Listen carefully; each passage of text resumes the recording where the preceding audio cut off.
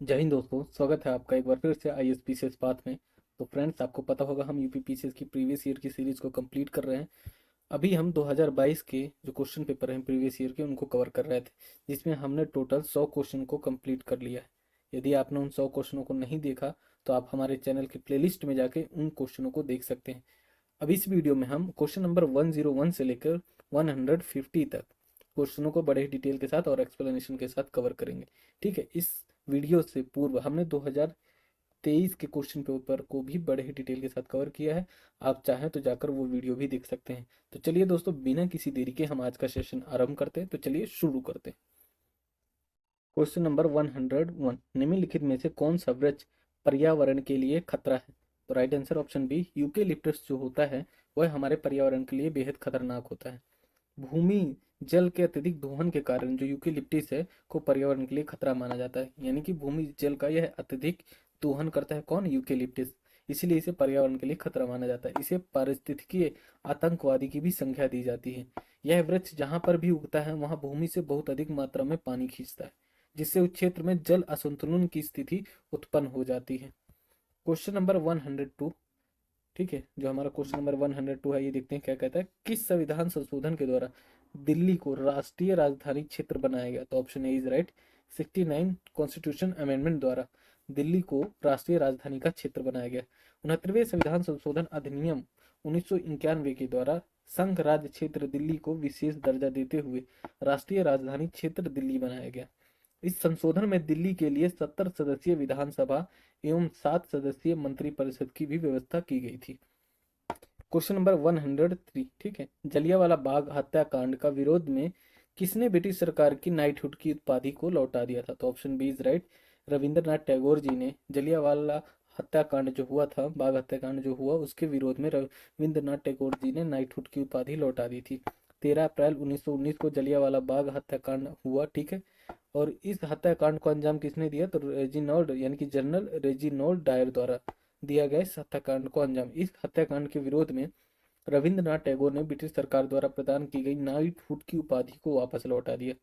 वहीं जलियांवाला बाग हत्याकांड के विरोध में शंकरन नायर ने वायसराय की कार्यकारिणी से भी इस्तीफा दे दिया। इस कांड की जांच हेतु ब्रिटिश सरकार द्वारा हंटर कमीशन का गठन भी किया गया। तो शंकरन नायर ने भी वायसराय की कार्यकारिणी से इस्तीफा दिया। इस फैक्ट को भी याद रखना। और इस कांड की जो जलियांवाला बाग हत्याकांड है उसकी जांच हेतु ब्रिटिश सरकार द्वारा हंटर कमीशन की भी नियुक्ति की गई थी। Question number 104 is, Uttar Pradesh के वित्तीय वर्ष 2021 के बजट। क्वेश्चन ये यूपी के बजट से संबंधित है, तो इस प्रकार इस क्वेश्चन को स्किप करते हैं। वर्तमान बजट को आप देख लेना, ठीक है। वर्तमान में आपको यूपी का भी बजट देखना है और यूपी के अलावा सेंट्रल गवर्नमेंट का भी बजट देखना है। तो दो बजट आपको करके जाने हैं और दो इकोनॉमिक सर्वे भी करके जाने हैं, स्टेट का और सेंटर का, ठीक है। क्वेश्चन नंबर 105 इज, भारत में सर्वाधिक ज्वारीय शक्ति उत्पादक तटीय क्षेत्र निम्नलिखित में से कौन सा है? तो ऑप्शन सी इज राइट, जो खंभात तट है वहां पर ज्वारीय शक्ति का सर्वाधिक उत्पादन होता है। कृषि risk and infrastructure solution limited के सहयोग से भारतीय प्रौद्योगिकी संस्थान चेन्नई द्वारा 2014 में आयोजित किए गए एक अध्ययन के अकॉर्डिंग ज्वारीय शक्ति की संभावित क्षमता 12,455 मेगावाट है। गुजरात के गुजरात के खंभात की खाड़ी और कच्छ की खाड़ी और दक्षिण क्षेत्र तमिलनाडु में पाक खाड़ी, मन्नार चैनल और पश्चिम बंगाल की हुगली नदी, दक्षिण हल्दिया और सुंदरबन ये निम्न मध्यम ज्वारीय तरंग शक्ति वाले संभावित क्षेत्रों में शामिल है, ठीक है। क्वेश्चन नंबर 106 इज, सिंधु घाटी की सभ्यता के किस पूरा स्थल से नाव की चित्र या मॉडल प्राप्त होते हैं? तो option C is right, Mohenjodaro एवं लोथल से नाव के चित्र आदि प्राप्त होते हैं। मोहनजोदड़ो से नाव की आकृति वाली मोहर प्राप्त हुई है। लोथल से भी नाव का टेराकोटा प्राप्त हुआ है। नाव की आकृति वाली मोहरों और टेराकोटा से सिंधु घाटी सभ्यता के समुद्री व्यापार पर प्रकाश पड़ता है। लोथल से हमें गोदीवाड़ा के भी साक्ष्य प्राप्त हुए हैं। क्वेश्चन नंबर 107 इज, शिक्षा का अधिकार मौलिक अधिकारों में सम्मिलित किया गया है किसके माध्यम से? तो आइए ऑप्शन देखते हैं। तो यहाँ पे जो राइट ऑप्शन ऑप्शन होगा वह होगा ऑप्शन सी, 86वें संविधान संशोधन अधिनियम 2002 के द्वारा जो हमारा शिक्षा का अधिकार है उसे फंडामेंटल राइट यानी कि मूल अधिकार के रूप में शामिल कर लिया गया था। 86वें संविधान संशोधन अधिनियम 2002 के द्वारा प्रारंभिक शिक्षा को मूल अधिकार बनाया गया। यहाँ पे ध्यान रखिएगा कि प्रारंभिक शिक्षा यानी कि प्राइमरी लेवल की एजुकेशन को ही फंडामेंटल राइट बनाया गया, ना कि हायर लेवल की। इसके अलावा इसके तहत नए अनुच्छेद 21A में घोषणा की गई है कि राज्यों को 6 से 14 वर्ष तक के बच्चों के लिए निःशुल्क प्रारंभिक शिक्षा की व्यवस्था करनी चाहिए। राज्य के नीति निदेशक तत्वों के मामले में अनुच्छेद 45 की विषय वस्तु भी बदली गई है इसके माध्यम से। इसके तहत 6 वर्ष की उम्र तक के बच्चों की देखभाल एवं शिक्षा प्रदान करने का राज्य प्रयास करेगा। क्वेश्चन नंबर 108, खान मंत्रालय की वार्षिक रिपोर्ट 2021 के अनुसार निम्नलिखित में से कौन से दो राज्य भारत में लौह अयस्क के प्रमुख उत्पादक राज्य हैं? तो यहाँ पे जो राइट आंसर होगा वह होगा ऑप्शन ए, ओडिशा और छत्तीसगढ़ लौह अयस्क उत्पादन के प्रमुख राज्य हैं।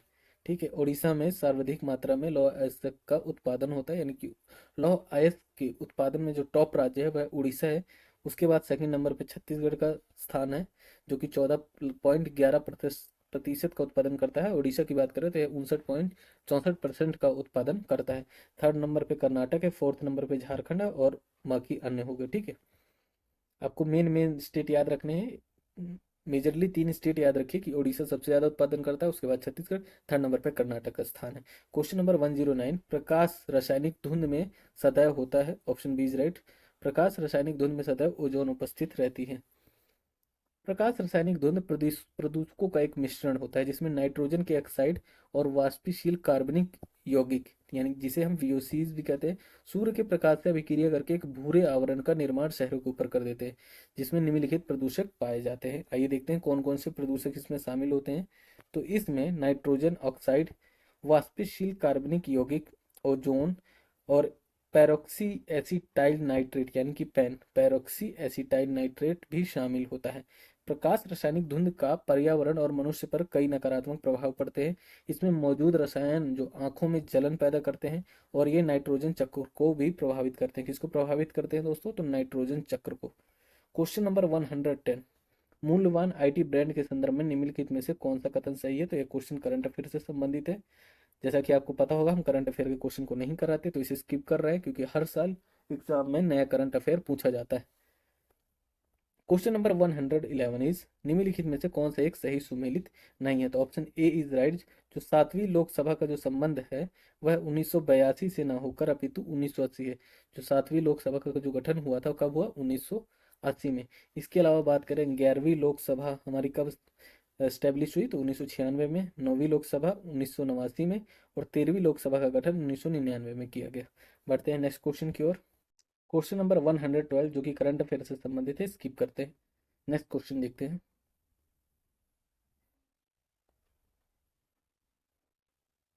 क्वेश्चन नंबर 130, ठीक है। भारत के संदर्भ में निम्नलिखित कथनों में से कौन सा कथन सही है, ये आपको देखना है। स्टेटमेंट फर्स्ट कहता है कि भारत विश्व का छठा सबसे बड़ा देश है, जो कि अपने आप में गलत है। स्टेटमेंट सेकंड कहता है कि संसार का लगभग 2.4% क्षेत्र भारत के अंतर्गत आता है, यह स्टेटमेंट सही है। थर्ड जो स्टेटमेंट कहता है वह कहता है कि कर्क रेखा देश के बीच से गुजरती है और जो अक्षांशीय विस्तार को 2 बराबर भागों में बांट देती है, सही स्टेटमेंट है। फोर्थ जो स्टेटमेंट है, भारत पूरी तरह से उष्ण कटिबंधीय क्षेत्र में स्थित है, यह स्टेटमेंट गलत है क्योंकि भारत उष्ण कटिबंधीय प्लस उपोष्ण कटिबंधीय क्षेत्र में अवस्थित है। नीचे दिए गए कोड के अकॉर्डिंग हमें राइट आंसर का चयन करना है, तो ऑप्शन डी इज राइट हो जाएगा क्योंकि दूसरी और तीसरी स्टेटमेंट सही है। आइए एक्सप्लेनेशन एक बार अच्छे से देख लेते हैं।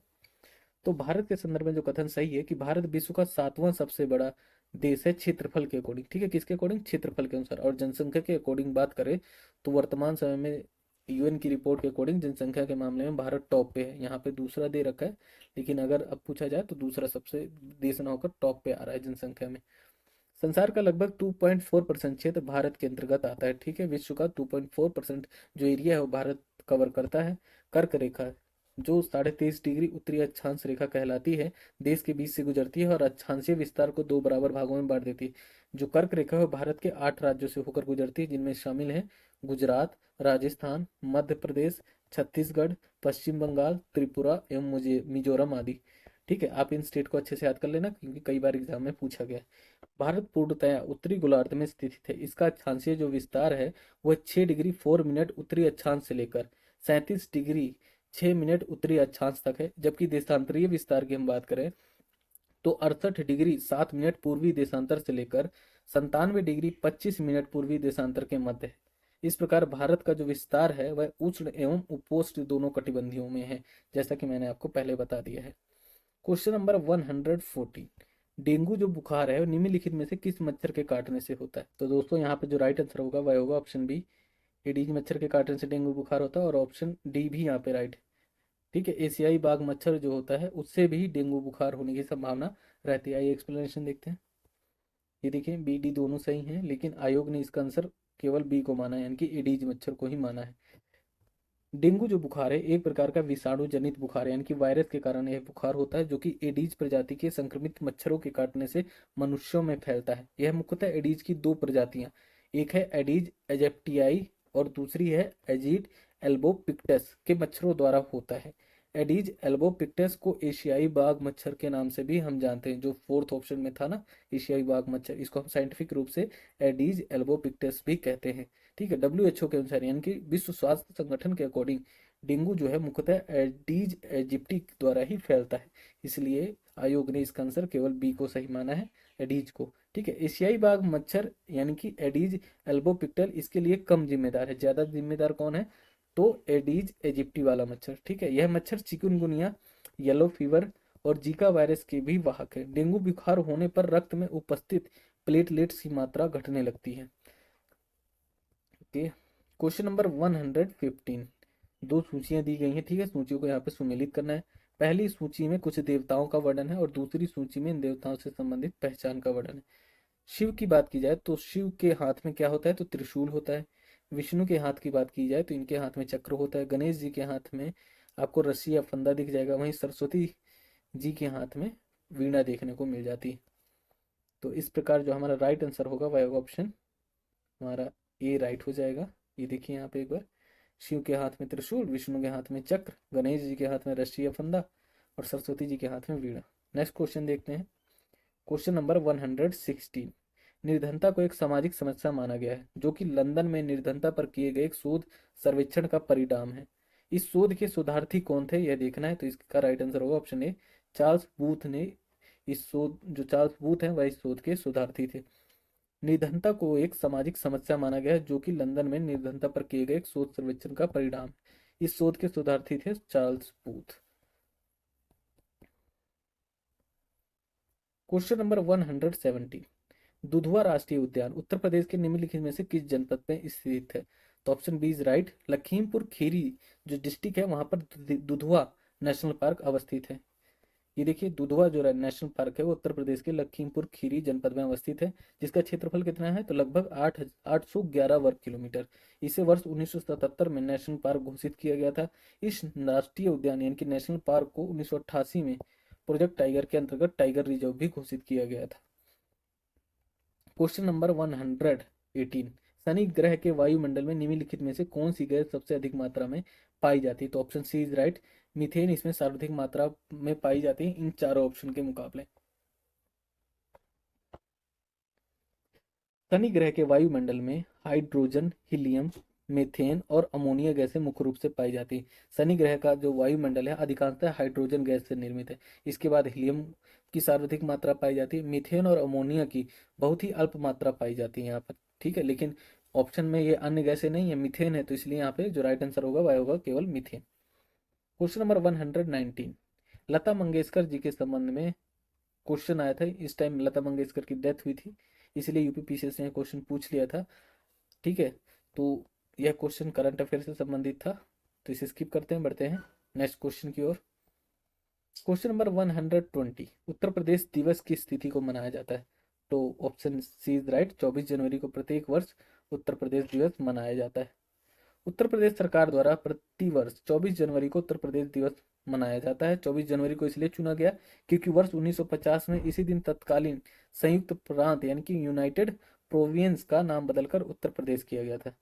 वर्ष 2018 में उत्तर प्रदेश सरकार ने प्रथम बार 24 जनवरी को उत्तर प्रदेश दिवस के रूप में मनाया था। कब मनाया था फर्स्ट टाइम? तो 2018 में यह बनाया गया था। क्वेश्चन नंबर 121 इज, जो कि करंट अफेयर से संबंधित है, स्किप करते हैं, लेकिन इसमें एक स्टैटिक इन्फॉर्मेशन है कि विश्व खुशहाली रिपोर्ट कौन जारी करता है? तो संयुक्त राष्ट्र सतत विकास समाधान नेटवर्क द्वारा प्रतिवर्ष विश्व खुशहाली रिपोर्ट जारी की जाती है। तो चलिए नेक्स्ट क्वेश्चन देखते हैं।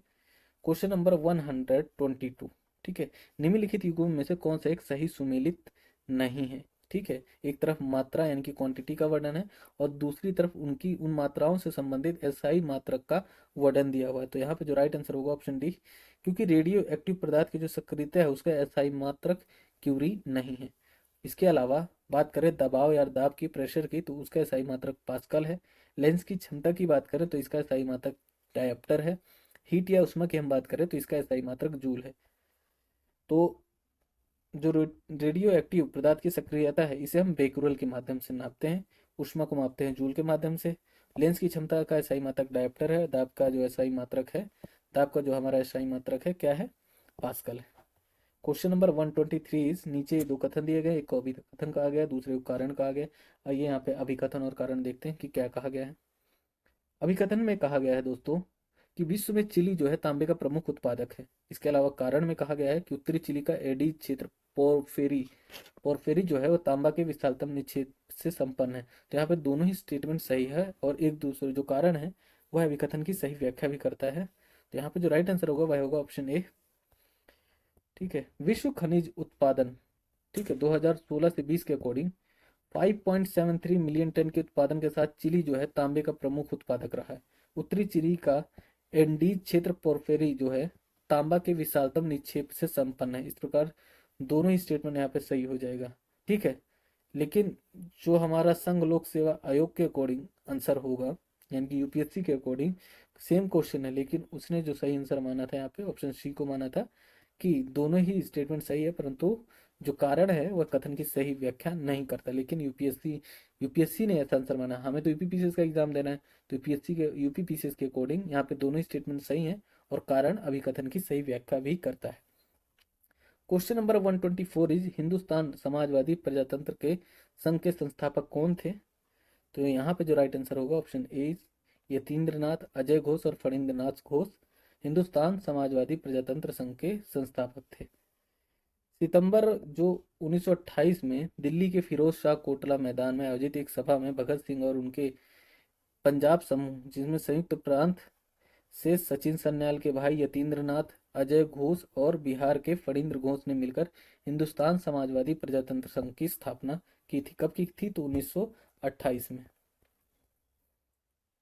क्वेश्चन नंबर 125 इज, दो सूचियां दी गई हैं। प्रथम सूची में पादप रोगों का वर्णन है और दूसरी सूची में उन पादप रोगों के कारकों का वर्णन है। ठीक है, तो यहाँ पे मिलान करना है। ठीक है, मिलान करने के अलावा ये देखना कि कौन सा रोग किसके कारण होता है। तो खट्टे नासर यानी कि सिट्रस क्रैकर जो रोग है वह किसके द्वारा होता है, बैक्टीरिया के कारण। वहीं आलू का जो कृष्णकांत रोग है वह ऑक्सीजन की कमी के कारण होता है। गन्ने का जो लाल सड़न जो रोग है, गन्ने में जो लाल सड़न रोग होता है वह होता है फंगस के कारण। और गेहूं का साहू रोग जो है वह होता है किसके कारण, कीटों के कारण। गेहूं का साहू रोग कीटों के कारण। इस प्रकार जो राइट आंसर होगा ऑप्शन सी इज राइट यहाँ पे। ठीक है, कि खट्टे नासर जो है, जो खट्टे नासर रोग है, ठीक है, पादप रोग है एक प्रकार का, वह किसके कारण होता है, तो जीवाणु के कारण। गन्ने का जो लाल सड़न रोग है वह होता है कवक यानी कि फंगस के द्वारा। आलू का जो कृष्णकांत रोग है वह होता है ऑक्सीजन की कमी के कारण। और गेहूं का जो साहू रोग है वह होता है कीट के कारण। ठीक है, प्रश्न में गेहूं का साहू रोग दिया हुआ है। ठीक है, गेहूं का साहू रोग दिया है जो कि सेहू रोग होता है। यहाँ पे जो प्रिंटिंग मिस्टेक है, साहू रोग ना होकर सेहू रोग होता है। सेहू या ममनी रोग से ग्रस्त पौधों के तनों का जो आधार है वह फूल जाता है। पत्तियों पर टेढ़ी मेढ़ी सलवटें दिखाई देती हैं। बालियां जो होती हैं वह छोटी और मोटी रह जाती है, जिसमें काले रंग की मनमनियां बन जाती है, मनमनियां बन जाती हैं। ओके, क्वेश्चन नंबर जो हमारा 126 है, आइए इसे देख लेते हैं। यहाँ पे देखो दो कथन दिए हैं, एक को अभिकथन, दूसरे को कारण कहा गया है। अभिकथन में कहा गया है कि लिम्नेटिक क्षेत्र में पादप प्लवक अधिकता से वृद्धि करते हैं, अधिकता में वृद्धि करते हैं। कहाँ पे, लिम्नेटिक क्षेत्र में। यह स्टेटमेंट सही है। ठीक है, कारण की बात करें तो लिम्नेटिक क्षेत्र में पानी का खुला क्षेत्र होता है। ओके, तो ये स्टेटमेंट भी सही है। तो इस प्रकार हमारे दोनों ही स्टेटमेंट यहाँ पे सही हो जाएंगे, क्योंकि सही उत्तर का चयन करना है। और जो हमारा कारण है वह अभिकथन की सही व्याख्या भी करता है। आइए एक्सप्लेनेशन देखते हैं। ये देखिए हमारा जो फर्स्ट स्टेटमेंट सही हो जाएगा कि दोनों ही स्टेटमेंट सही हैं, और जो हमारा आर यानी कि कारण है वह भी कथन की सही व्याख्या भी करता है। लिम्नेटिक क्षेत्र किसी समुद्र या झील का प्रकाश संश्लेषण का सबसे सक्रिय क्षेत्र होता है। पादप प्लवकों को भी वृद्धि करने के लिए सूर्य का प्रकाश और कार्बन डाइऑक्साइड की आवश्यकता होती है। लिम्नेटिक क्षेत्र में पादप प्लवकों की वृद्धि की आदर्श दशाएं होने के कारण यहाँ अधिकता में वृद्धि करते हैं। ठीक है, लिम्नेटिक क्षेत्र ऐसा क्षेत्र है जहाँ पर पादप प्लवकों की वृद्धि के लिए अनुकूलतम दशाएं होती हैं, यानी कि सबसे सुटेबल दशा वहीं पर पाई जाती है, जिसके कारण यहाँ पे पादप प्लवक अधिक मात्रा में वृद्धि करते हैं। क्वेश्चन नंबर हमारा जो 127 है वह कहता है कि संपीड़ित प्राकृतिक गैस यानी कि सीएनजी, ठीक है, मुख्यतः किससे बनी होती है? तो ऑप्शन डी इज राइट। मुख्यतः यह जो सीएनजी गैस होती है मीथेन से बनी होती है। सीएनजी का पूर्ण नाम जो है वह है संपीड़ित प्राकृतिक गैस यानी कि compressed natural gas. CNG petroleum परिष्करण का प्रथम उत्पाद होता है। सीएनजी जो है गंधहीन, स्वादहीन और गैर विषाक्त गैस होती है। लगभग 93.05% इसमें मीथेन पाया जाता है, यानी कि मैक्सिमम जो मात्रा इसमें पाई जाती है गैस की वह होती है मीथेन। इसमें अन्य गैसें भी अल्प मात्रा में पाई जाती हैं, जैसे कि नाइट्रोजन, कार्बन डाइऑक्साइड, प्रोपेन और इथेन। यह पर्यावरण रूप से एक स्वच्छ ईंधन है, यानी कि जो हमारा सीएनजी गैस है उससे पर्यावरण पोल्यूशन बहुत ही कम मात्रा होती है, कम मात्रा में होती है, एक स्वच्छ ईंधन का उदाहरण है।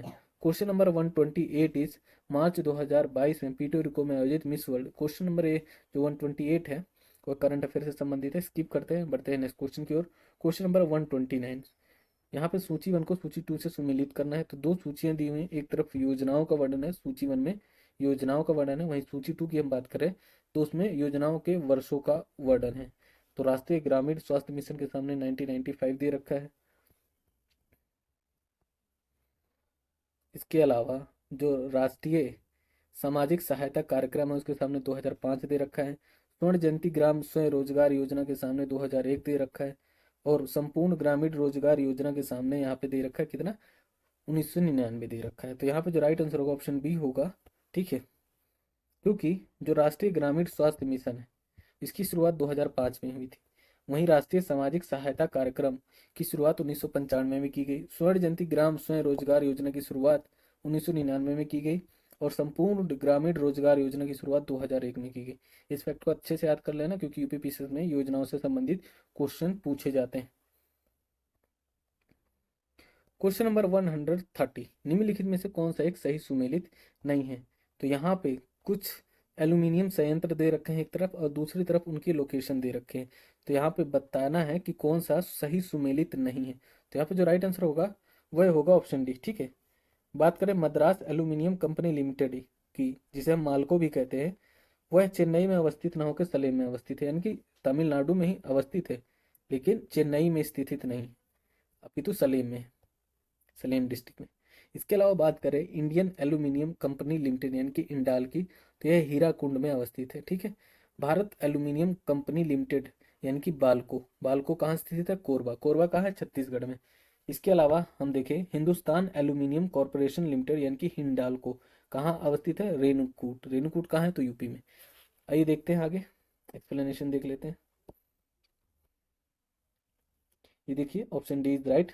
ठीक है, 2004 में इंडियन एल्यूमिनियम कंपनी लिमिटेड यानी कि इंडाल का हीराकुंड का विलय Hindustan aluminium company limited Hindalco Hirakud में कर दिया गया। अतः वर्ष 2004 से इंडाल का अस्तित्व ही नहीं है। ठीक है, हालांकि तत्कालीन समय के अनुसार इंडाल जो है हीराकुंड में ही स्थित है। ठीक है, इसके अलावा मद्रास एल्यूमिनियम कंपनी लिमिटेड यानी कि माल्को कहाँ पे अवस्थित है? तो मेट्टूर, मेट्टूर कहाँ है? सलेम में ही है। ठीक है, सलेम में अवस्थित है। मेट्टूर कहाँ है? तो तमिलनाडु में ही है, सलीम डिस्ट्रिक्ट में, तमिलनाडु के। ओके, बढ़ते हैं नेक्स्ट क्वेश्चन को देखते हैं आगे। क्वेश्चन नंबर 131, नीचे दिए गए यौगिक में से कौन सा एक प्राकृतिक गैस का मुख्य अवयव है? तो option A is right. Methane जो है वह प्राकृतिक जो गैस होती है उसका एक मेन कारक है, मेन तत्व है। प्राकृतिक गैस का जो मुख्य अवयव है मीथेन होता है। ठीक है, मीथेन गैस होती है। प्राकृतिक गैस एक हाइड्रोकार्बन मिश्रण है, यानी कि यह हाइड्रोजन प्लस कार्बन का मिश्रण होता है, जिसमें मुख्य रूप से संतृप्त प्रकाश पैराफिन जैसे मीथेन और इथेन होते हैं। ये दोनों वायुमंडलीय परिस्थितियों में गैसीय होते हैं। उक्त मिश्रण में अन्य हाइड्रोकार्बन भी हो सकते हैं, जैसे प्रोपेन, ब्यूटेन, पेंटेन आदि। क्वेश्चन नंबर 132 इज सूची 1 को सूची 2 से सम्मिलित करें तथा सूचियों के नीचे दिए गए कोड से राइट आंसर का चयन करें। सूची 1 में कुछ दार्शनिकों का वर्णन है और सूची 2 में उस दार्शनिक से संबंधित दर्शन का वर्णन है। तो यहाँ हमें बताना है कि किस दर्शन का संबंध किस दार्शनिक से है। तो देखते हैं रामानुज जी का संबंध किस दर्शन से है? तो इनका संबंध विशिष्टाद्वैत से है। मध्वाचार्य की हम बात करें तो इनका संबंध द्वैत से है। निम्बार्क की हम बात करते हैं तो निम्बार्क का संबंध द्वैताद्वैतवाद से है, द्वैताद्वैत से इनका संबंध है। अब बल्लभाचार्य जो है, बल्लभाचार्य संबंधित है शुद्धाद्वैत से, शुद्धाद्वैत से बल्लभाचार्य संबंधित है। इसका जो राइट आंसर होगा वह होगा ऑप्शन ए। ठीक है, ये देखिए रामानुज का संबंध है विशिष्ट द्वैत से, माधवाचार्य का संबंध है द्वैतवाद से, निम्बार्क का संबंध है द्वैताद्वैत से, वल्लभाचार्य का संबंध है शुद्धाद्वैत दर्शन से। क्वेश्चन नंबर 133 इज, दो या दो से अधिक राज्यों के लिए संयुक्त लोक सेवा आयोग बनाया जा सकता है किसके द्वारा? तो संबंधित राज्यों के निवेदन पर संसद द्वारा ही बनाया जा सकता है। Option B is right. संविधान के अनुच्छेद 315(2) के अकॉर्डिंग दो या दो से अधिक राज्यों के लिए संयुक्त लोक सेवा आयोग बनाया जा सकता है यदि इस आशय का संकल्प उन राज्यों में से प्रत्येक राज्य के विधानमंडल के सदन द्वारा, जहां दो सदन है वहां प्रत्येक सदन द्वारा पारित कर दिया जाता है, तो उसे संसद उन राज्यों की आवश्यकताओं की पूर्ति करने के लिए विधि द्वारा संयुक्त राज्य लोक सेवा आयोग की नियुक्ति का उपबंध कर सकती है। ओके,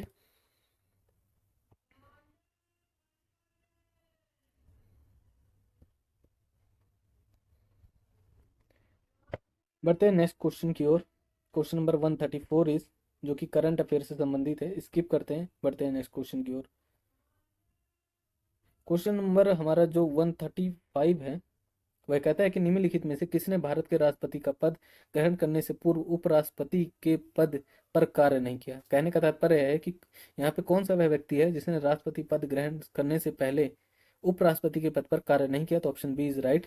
नीलम संजीवा रेड्डी जो है उन्होंने राष्ट्रपति बनने से पहले उपराष्ट्रपति के रूप में काम नहीं किया। इसके अलावा हम बात करें आर वेंकट रमन की, डॉक्टर जाकिर हुसैन की और डॉक्टर शंकर दयाल शर्मा की, तो ये राष्ट्रपति बनने से पहले इन्होंने पूर्व राष्ट्र उपराष्ट्रपति के रूप में काम किया था। नीलम संजीव रेड्डी ने जब भारत के राष्ट्रपति के पद का ग्रहण किया तो उसके पूर्व वे उपराष्ट्रपति के पद पर कार्य नहीं किए थे। ठीक है, वे 1967 से लेकर 1969 तक तथा वर्ष 1977 में लोकसभा के स्पीकर रहे थे। राष्ट्रपति के रूप में जो उनका कार्यकाल था वह 25 जुलाई 1977 से लेकर 25 जुलाई 1982 तक था, जबकि आर वेंकट रमन ने 31 अगस्त 1984 से 24 जुलाई 1987 तक तथा डॉक्टर जाकिर हुसैन ने 13 मई 1962 से लेकर 12 मई 1967 तक और डॉक्टर शंकर दयाल शर्मा ने 3 सितंबर 1987 से लेकर 24 जुलाई 1992 तक उपराष्ट्रपति के रूप में काम किया था। नंबर जो 136 है करंट अफेयर से संबंधित है, स्किप करते हैं, बढ़ते हैं नेक्स्ट क्वेश्चन की ओर। क्वेश्चन नंबर 137, दो सूचियां दी हुई हैं। ठीक है, तो सूचियों को यहाँ पे सुमेलित करके राइट आंसर का चयन करना है। तो सूची फर्स्ट में सस्टेनेबल डेवलपमेंट गोल्स का वर्णन है, यानी सतत विकास लक्ष्यों का वर्णन है। सूची 2 में उन सतत विकास लक्ष्यों से संबंधित विषयों का वर्णन है। तो हम बात करें SDG 10 की, तो इसका संबंध है असमानताओं में कमी से। SDG 13 की हम बात करें तो इसका संबंध है जलवायु परिवर्तन यानी कि क्लाइमेट चेंज से।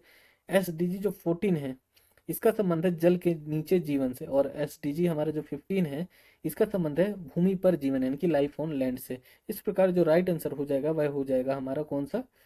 तो option A is right.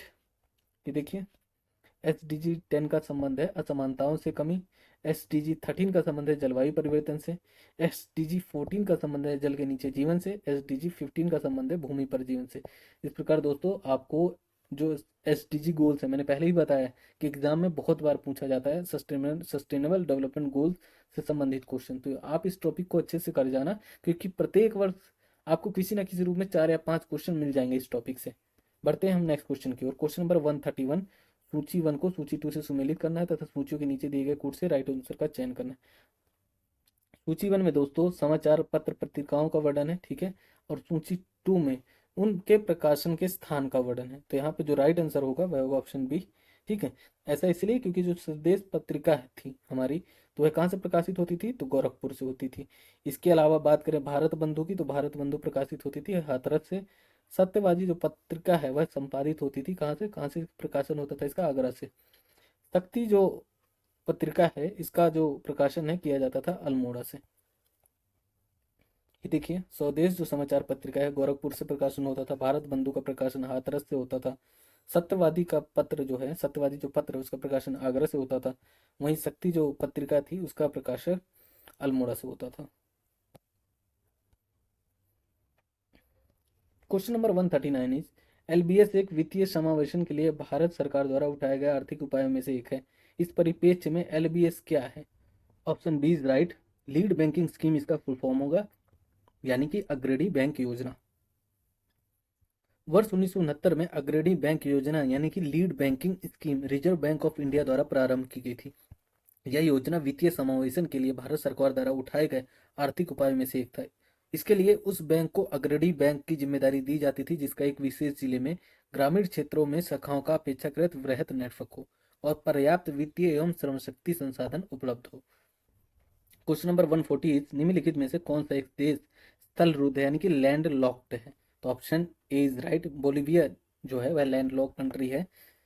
Bolivia की हम बात करें, बोलिविया की बात करें तो साउथ अमेरिका का एक यानी कि दक्षिण अमेरिका का एक स्थल रुद्ध यानी कि लैंड लॉक कंट्री है। ठीक है। सूरीनाम की बात करें, पेरू और उरुग्वे जो है वह दक्षिण अमेरिका के ही तटीय देश है।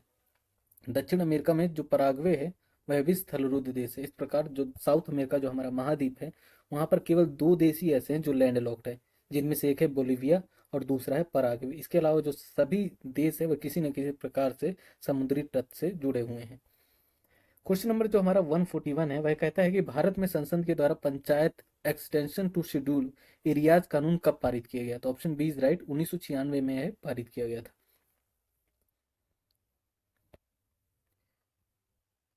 भारत में संसद द्वारा panchayat extension to schedule areas अधिनियम वर्ष 1996 में पारित किया गया।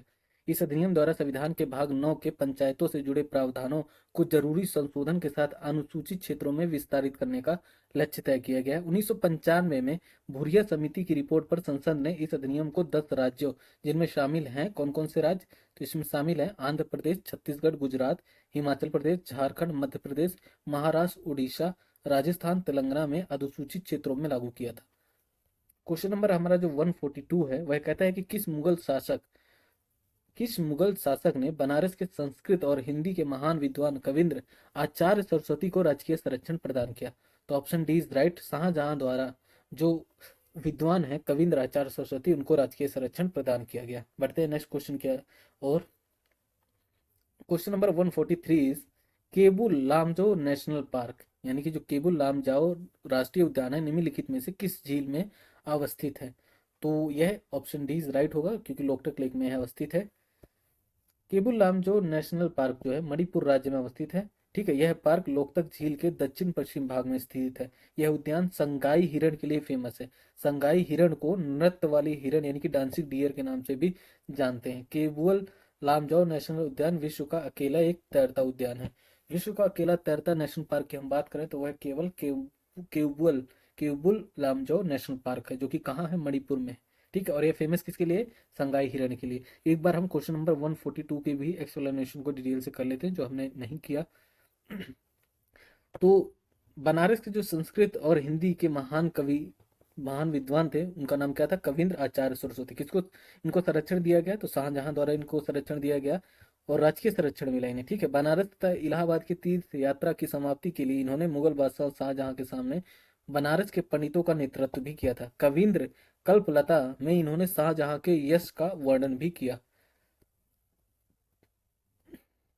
अब देखते हैं हम next question. Question number 144 is निम्नलिखित में से कौन सी नदी घाटी बेसिन क्षेत्रफल की दृष्टि से सबसे बड़ी है?